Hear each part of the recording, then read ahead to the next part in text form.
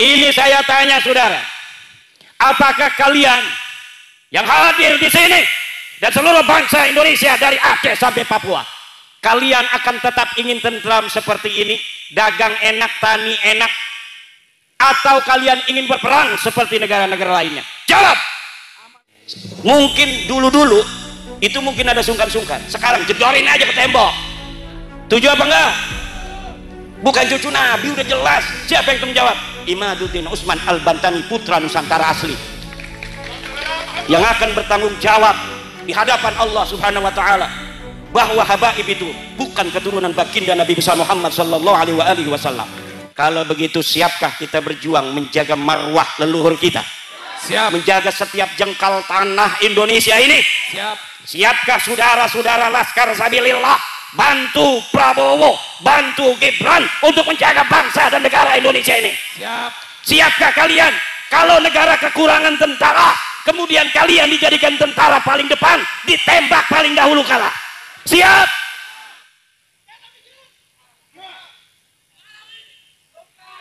Buat apa kalian asah hijib tiap hari kalau ketika bangsa dan negara ini membutuhkan, kalian tidak berani berada di paling depan untuk menjaga kemuliaan dan kehormatan bangsa dan negara kita Indonesia ini? Tidak ada artinya kita hidup tanpa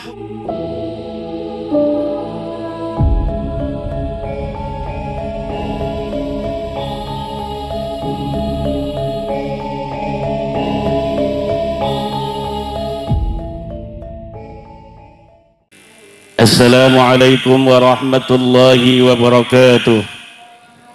Hamdalillah, salatan wa salaman ala rasulillah, amma ba'du.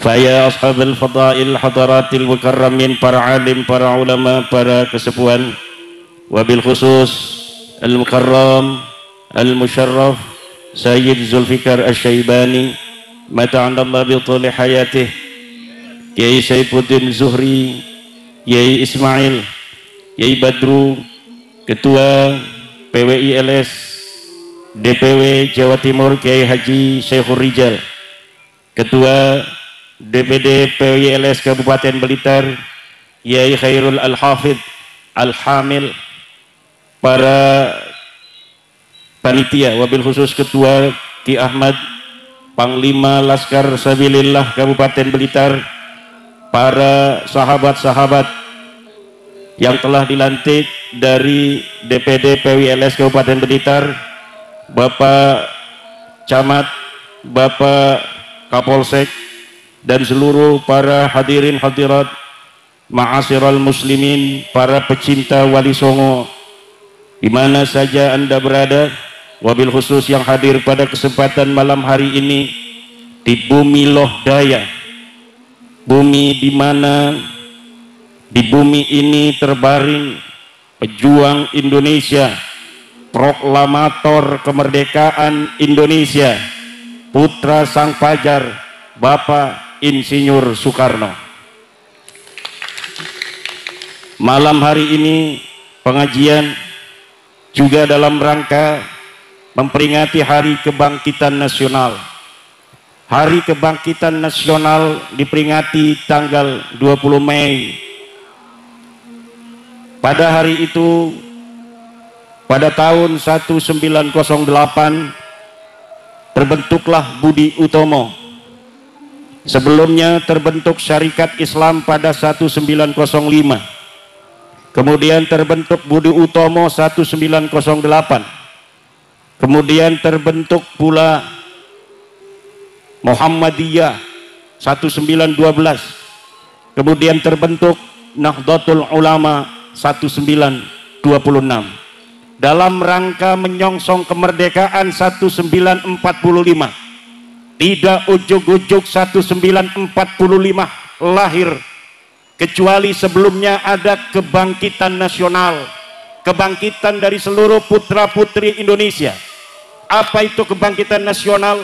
Adalah kesadaran bahwa hari ini kita dijajah, kesadaran bahwa masa lalu kita adalah bangsa besar, kesadaran leluhur kita adalah para raja-raja agung, kesadaran bahwa Nusantara adalah peradaban tua di dunia, kemudian dikikis habis oleh para penjajah, kemudian menjadi jajahan puluhan tahun bahkan ratusan.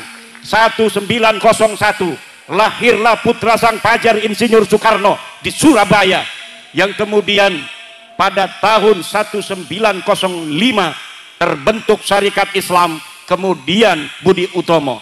Di situ kebangkitan nasional artinya adalah kesadaran bahwa kita bangsa besar yang kalau kita melawan dan kalau kita sadar hari ini kita dijajah, maka kita akan bisa mengalahkan musuh, bahkan mengusirnya dengan kehinaan.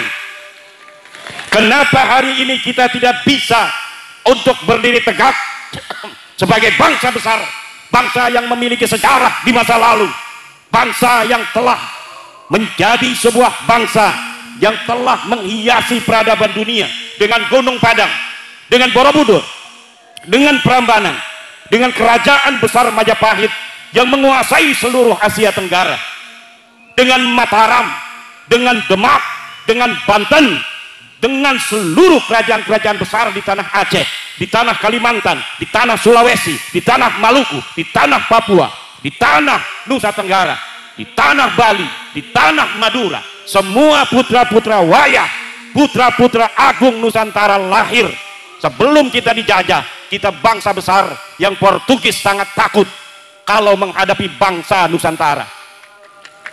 Negara-negara Eropa pertama kali datang ke Indonesia ini, mereka menjadi orang yang nervous. Mereka tidak pede menghadapi bangsa Nusantara. Kenapa? Karena bangsa Nusantara ini bangsa yang telah mendapatkan anugerah, diberikan kecerdasan otak. Industri perkapalan kita lebih hebat pada abad ke-15 daripada Eropa. Kapal-kapal Jepara, kapal-kapal Demak, kapal-kapal Banten itu lebih besar daripada kapal-kapal Portugis. Kemudian mereka datang ingin berteman, mereka datang dengan sopan santun. Lama-lama mereka menguasai perdagangan, lama-lama mereka menguasai pelabuhan, lama-lama mereka menjalin kerjasama dengan londo-londo ireng, dengan pengkhianat-pengkhianat bangsa. Akhirnya pengkhianat-pengkhianat bangsa itu yang juga bangsa kita, sebagian mungkin turunan zaman dulunya dia bukan orang Indonesia, itu pengkhianat-pengkhianat.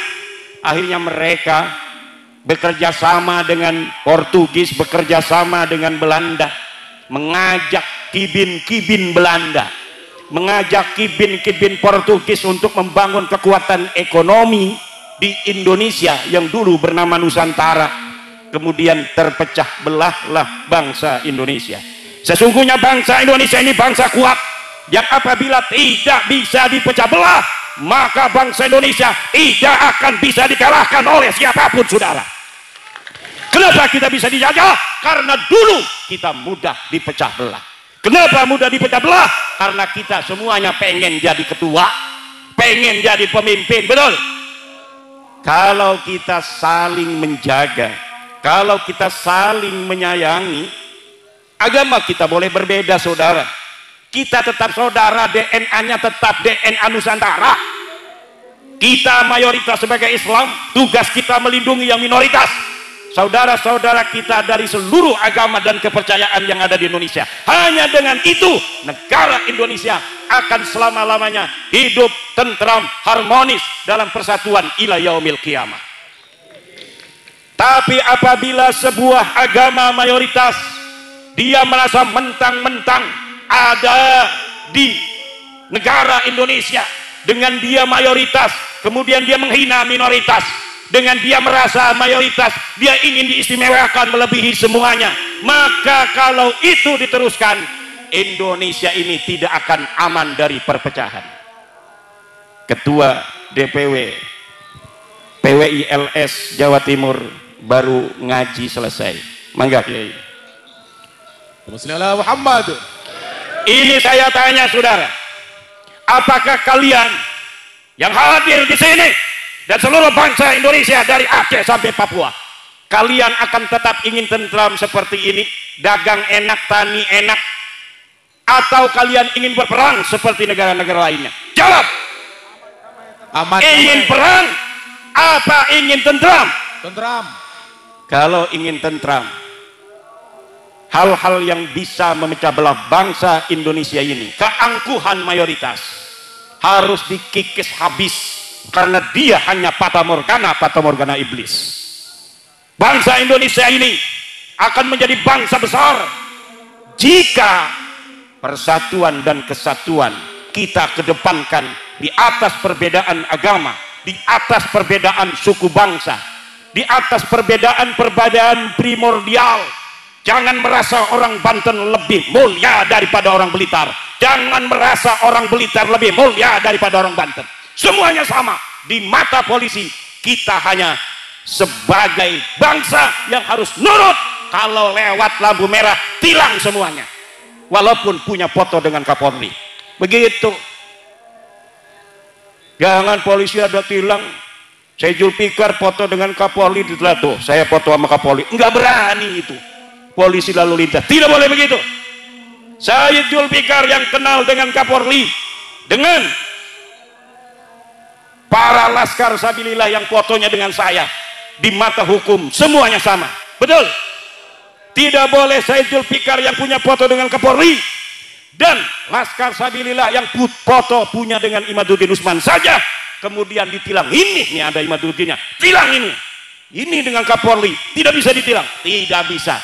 Di mata hukum Negara Kesatuan Republik Indonesia, dia yang berpangkat tinggi, dia yang DPR, dia yang menteri, dia yang camat, dia yang bupati, dia yang guru ngaji, dia yang laskar, dia yang polisi. Kalau dia melanggar lampu merah, maka dia harus ditilang.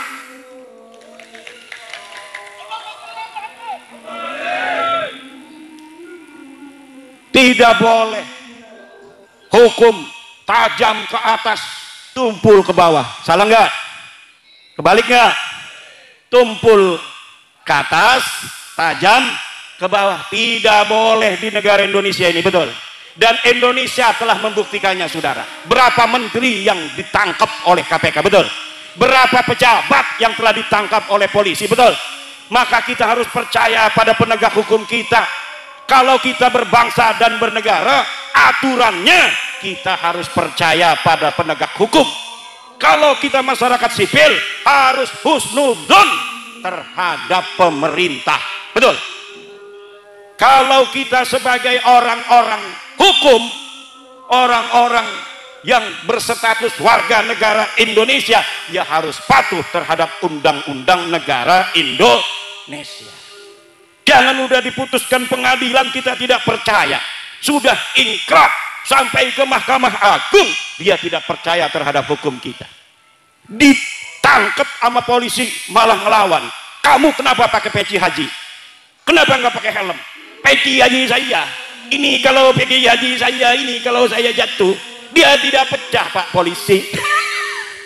Kalau helm dia pecah, tetap itu tidak SNI. Itu yang namanya peci haji, walaupun sakti, dia sudah dikasih hijab nasor, tetap dia tidak SNI. Kalau dia pakai motor harus ditangkap Pak polisi, walaupun dia pakai peci haji, sorban. Ngomong saya ketua DPD PWI Kabupaten Blitar, tangkap aja kalau dia nggak pakai helm. Saya yang perintahkan, wakil ketua umum DPP PWI pusat, kalau ada laskar pakai motor tidak pakai helm, tangkap Pak polisi. Setuju? Kalau laskar aja ditangkap, apalagi kibin yang memalsukan kuburan, apalagi yang menjaga Nusantara aja. Para laskar sabilillah yang mengembalikan harkat martabat bangsa Indonesia, kalau dia tidak pakai helm maka tetap harus ditangkap, betul. Apalagi kibin kuburan, nggak ada orangnya dibikin kuburan, betul. Katanya Habib Ahmad Al-Habsyi wafat 1700, padahal kagak ada sejarahnya, kagak ada orangnya. Apabila ada yang begitu, hancurin apa biarin? Hancurin apa biarin? Hancurin. Tadi Sayyid Zulfikar Asy-Syaibani mengatakan salah satu cara para musuh-musuh suatu bangsa ingin menghancurkan bangsa itu adalah rubah sejarahnya, lalu kabulkan sejarahnya. Orang-orang yang berjuang di bangsa itu kemudian dianggap sebagai pecundang pada masa perjuangan, kemudian dianggap sebagai pahlawan. Ini melongok kenapa? Apakah betul ini telah terjadi di negara kita? Betul apa tidak? Kalau begitu, siapkah kita berjuang menjaga marwah leluhur kita? Siap. Menjaga setiap jengkal tanah Indonesia ini? Siap. Siapkah saudara-saudara Laskar Sabilillah bantu Prabowo, bantu Gibran untuk menjaga bangsa dan negara Indonesia ini? Siap. Siapkah kalian kalau negara kekurangan tentara, kemudian kalian dijadikan tentara paling depan, ditembak paling dahulu kalah? Siap.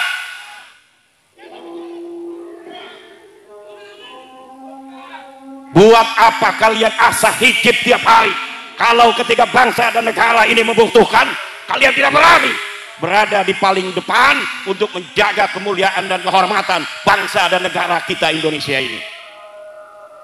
Tidak ada artinya kita hidup tanpa mempunyai peran yang signifikan dan bermanfaat untuk tanah kita, untuk masyarakat kita. Man lam yahtamma bi amril muslimina falaysa minhum. Siapa orang yang tidak mempunyai kepedulian terhadap urusan orang-orang muslim, falaysa minhum, maka dia bukan termasuk golongan orang Islam. Umat Islam dijadikan budak oleh orang-orang yang mengaku keturunan Nabi, tapi dia diam.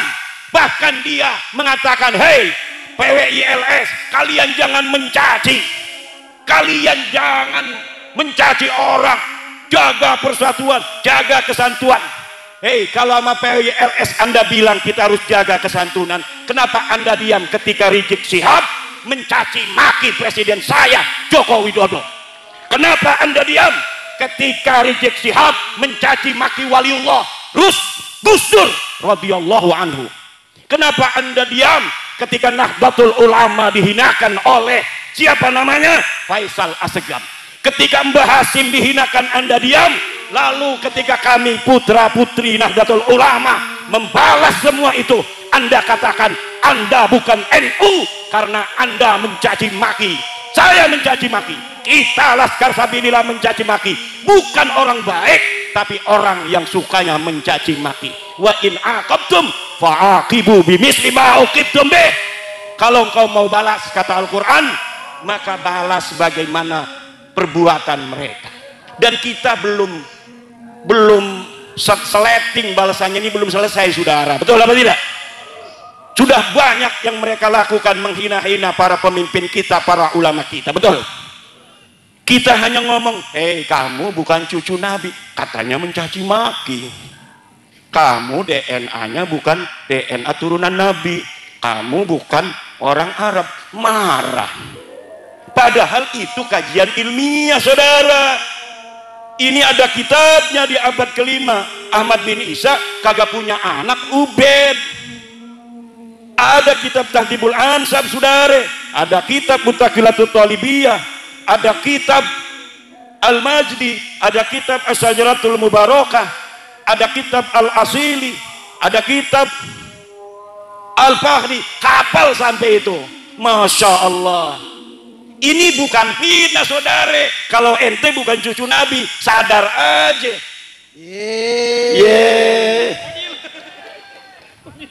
Kita kalau ngomong ini nggak ada datanya, nggak biasa turunan Wali Songo, bangsa Indonesia berbohong saudara, nggak biasa. Kita bangsa Indonesia turunan para raja, mulia-mulia, para wali, para orang-orang yang bikin Borobudur. Kita orang-orang mulia, tidak biasa berbohong, tidak bisa mencaci sebenarnya. Tapi karena lu mencaci, maka gue caci lu. Kenapa lu mencaci gua diam, gua caci lu marah? Gimana urusannya ini? Ngajak-ngajak perang sama cucu panglima perang. Aneh apa kagak? Ngajak perang sama cucu pahlawan nasional panglima perang. Aneh apa kagak? Aneh apa kagak? Yang nantang perang cucu panglima perang? Bukan. Apa diamannya dulu panglima perang? Nggak ada sejarahnya. Apa dia itu di sana itu pernah keluarganya berperang mempertahankan negara? Tidak ada. Sudah saya teliti, mereka, keluarga mereka tidak pernah sekalipun turun di medan perang. Ketika Al-Qatiri di Yaman berperang dengan Al-Qaidi, mereka ngilang. Ketika merdeka Indonesia, setelah sebelumnya kita bangkit sebagai bangsa Indonesia, mempunyai kesadaran bahwa kita sedang dijajah, lahir Budi Utomo, lahir Sarekat Islam, lahir Muhammadiyah, lahir Nahdlatul Ulama, Sumpah Pemuda 1928. Kita sebagai bangsa Indonesia bersatu, satu bangsa, bangsa Indonesia, satu bahasa, bahasa Indonesia, satu negara, negara Indonesia. Eluh ada di mana? Eluh ada di mana? Kagak ada, saudara. 1945 Surabaya berkobar. Di Ampel itu banyak itu Belawi. Apa ada satupun yang kemudian terdeteksi bahwa dari ribuan mayat-mayat putra putri Surabaya, putra putri Blitar, Tulung Agung, itu Kediri, Tuban, apa di situ ada yang mukanya mirip India?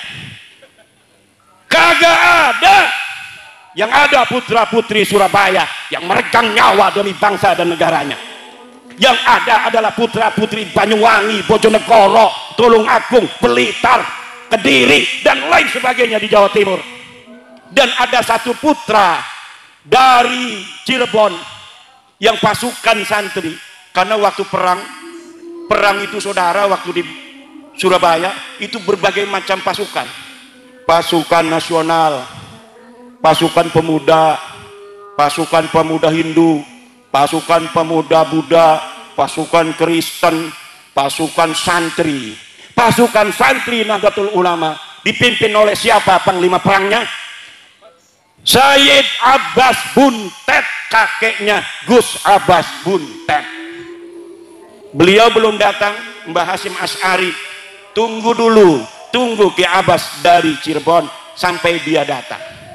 Apakah itu Sayyid Abbas Buntet itu hanya dari obrolan para kiai, para ulama kepada santri, kemudian diberikan ceritanya sampai kita hari ini? Tidak, saudara. Perjuangan Ki Abbas Buntet ditulis di majalah The New York Times dari Amerika, ditulis di koran-koran Belanda, koran-koran Inggris, semua datanya lengkap. Tidak boleh seorang pahlawan kemudian dia dijadikan pahlawan sebagai pahlawan nasional, pahlawan kemerdekaan, tanpa ada data satupun yang bisa dipertanggungjawabkan. Tidak boleh pahlawan nasional diangkat hanya karena anaknya jadi menteri sosial. Tidak bisa. 7. Putra putri Blitar tanggung jawab. Saya udah pakai keris begini. Kerisnya ada ininya, ya, bukan sembarangan ini keris ada ininya. Ini ada ceritanya, saudara. Cerita leluhur-leluhur kita masa lalu. Ketika masih masa kerajaan, menyebarkan Islam masing-masing. Joko Tingkir menyebarkan Islam, Raden Patah menyebarkan Islam dengan anaknya Trenggono. Di sana Sunan Gunung Jati menyebarkan. Kemudian ada kerajaan-kerajaan, kadang-kadang politiknya berseberangan. Aryo Penangsang, Pangeran Hadiri, sama-sama tujuannya, kadang-kadang ada salah paham. Karena apa? Beda kerajaan, betul? Maka sekarang ini sudah Indonesia kita nyaman, tentrem, betul? Jangan sampai berbalik lagi pada masa-masa zaman dahulu kala dari kerajaan-kerajaan. Nanti saya datang ini, pangeran dari Banten, pangeran Pasuruan, pangeran dari mana dia itu? Surabaya ya? Nanti kalau ke Blitar disangkain orang asing pakai visa, betul apa tidak? Kalau kita bisa dipecah belah, misalnya nih orang musuh, Blitar kerajaan sendiri. Kayak di Eropa itu tidak terlalu besar, tapi negaranya banyak, kecil-kecil tapi banyak. Naik kereta aja kita sudah melewati negara lain, tapi harus pakai visa. Jangan sampai di Indonesia seperti itu. Setuju? Siap kita jaga Indonesia selama-lamanya. Kalau siap, kita sebagai mayoritas harus siap melindungi minoritas. Kita sayangi yang beragama-agama lain. Hidayah itu datangnya dari Allah Subhanahu wa ta'ala. Kita tampilkan Islam yang santun, Islam yang sejuk, Islam yang menjadi rahmat bagi semua alam. Betul? Coba lihat di negara lain, sudah perang bos. India sama Pakistan udah perang. Berani kagak nanti perang ngajak-ngajak perang. Mendingan kita menjadi bangsa yang santun, bangsa yang harmonis, saling menyayangi. Jangan lagi bohong-bohong aku cucu Nabi. Betul? Ente bukan cucu Nabi, ini sudah mustahil ente cucu Nabi. Dari mana aja ente bawa nakib-nakib dari luar negeri, suruh ngomong nasab ente para habaib itu sahih. Orang Indonesia sudah paham semua, sudah baca buku saya, ulama Nusantara mengugat nasab palsu.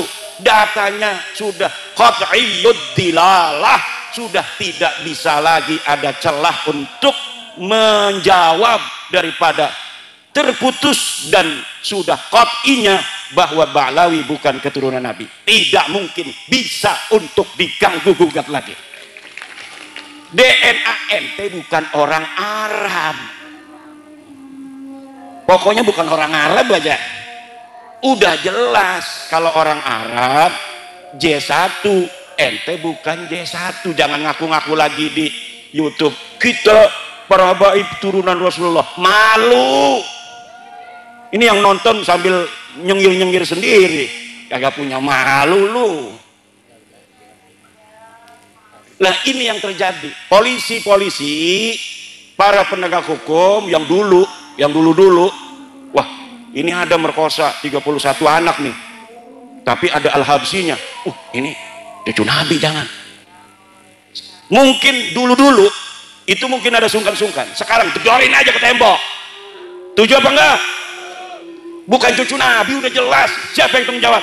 Imaduddin Usman Al-Bantani, putra Nusantara asli, yang akan bertanggung jawab di hadapan Allah Subhanahu wa ta'ala bahwa habaib itu bukan keturunan baginda Nabi besar Muhammad sallallahu alaihi wasallam. Dan di sana nanti akan didampingi oleh Said Julfikar dan Kiai Ismail. Jangan takut. Ini kesepuhan ini Masya Allah luar biasa. Di mana saja kegiatan PWI, kalau beliau lagi ada waktu, beliau hadir sampai ke Kresek, kampung saya. Masya Allah. Ini namanya Sayyid Syarif Ismail, kesepuhan Nahdlatul Ulama di Surabaya. Ini Nahdlatul Ulama kita jaga, tapi Nahdlatul Ulamanya harus kembali ke ajaran Wali Songo. Betul? Bagaimana kembali ke ajaran Wali Songo? Yaitu menomorsatukan Nusantara di atas segalanya. Menomorsatukan Nusantara di atas segalanya. Semuanya yang harus dilakukan Nahdlatul Ulama adalah demi sebesar-besar tegaknya persatuan dan kemuliaan bangsa Indonesia. Jangan biarkan warga Nahdlatul Ulama dijadikan budak oleh bangsa lainnya. Jangan jadikan warga Nahdlatul Ulama seperti ayam yang dilemparkan ke mulut buaya. Kenal Kiai Syukron Makmun? Jawab yang keras. Kenal Kiai Syukron Makmun? Kata Kiai Syukron Makmun, kalau ada yang mengaku cucu Nabi, kita muliakan walaupun dia bohong. Kata Kiai Syukron Makmun, karena apa? Karena bohongnya itu urusan dia di hadapan Allah. Tapi dengan dia mengaku cucu Nabi, kemudian kita muliakan, niat kita memuliakan Nabi, kita tetap dapat pahala. Ini walaupun mungkin ada benarnya sedikit, walaupun ada benarnya sedikit, yang banyak itu salah dan pembodohan umat. Karena ini sama saja melemparkan ayam di mulut buaya yang sedang menganga. Betul apa tidak? Udah tahu buaya dilemparin ayam, dimakan. Ini kalau misalnya warga-warga umat Islam, kiainya ngomong begitu, nanti umatnya ini jadi salah tingkah, bahkan salah kaprah. Kalau dia bisa masih memilah, tapi kalau umat kalau sudah dengar begitu, kalau dia mungkin saja tidak akan didawir, tapi kalau di bawah mereka berani mendawir. Betul apa tidak? Kenapa? Karena kata-kata menghormati bagi mereka artinya dawir. Kata-kata menghormati bagi mereka adalah budak. Dan kita bukan budak, kita turunan raja. Ente turunan siapa? Turunan saya, leluhur saya adalah Raden Wijaya, penguasa dari Majapahit. Ente turunan siapa? Ane turunan Prabu Siliwangi. Ada batunya, batu tulis, jelas sanadnya, jelas dalilnya, jelas datanya. Ente turunan siapa? Pak Mukodam. Mana datanya Pak Mukodam pernah dilahirkan di atas dunia? Kagak ada. Tapi wajib dihusnudon. Nggak mau kita. Nggak ada datanya, kita wajib husnudon. Kita bangsa Indonesia, bangsa besar, kebangkitan nasional 20 Mei, jaga seluruh bangsa Indonesia, kita jaga pemimpin-pemimpin kita. Tidak boleh lagi hari ini sampai masa depan ada orang bukan putra Nusantara berani mencaci maki presiden dan wakil presiden kita. Setuju? Kenapa? Karena kemuliaan presiden dan wakil presiden adalah kemuliaan kita sebagai bangsa dan negara. Sengaja itu mereka membuat pemimpin-pemimpin kita hina dina agar di mata orang-orang awam hanya mereka yang dianggap mulia. Mulai saat ini kita jaga kiai-kiai kita, kita jaga pemimpin-pemimpin kita, kita jaga presiden kita, kita jaga daripada menteri-menteri kita, polisi kita, tentara kita. Jangan sampai orang-orang yang bukan putra-putri Nusantara numpang hidup di Nusantara kemudian mereka menginjak harkat martabat saudara-saudara kita yang diberikan oleh Allah amanah sebagai pemimpin-pemimpin kita. Wallahu huwal muwaffiqu ila aqwami thariqin. Wassalamualaikum warahmatullahi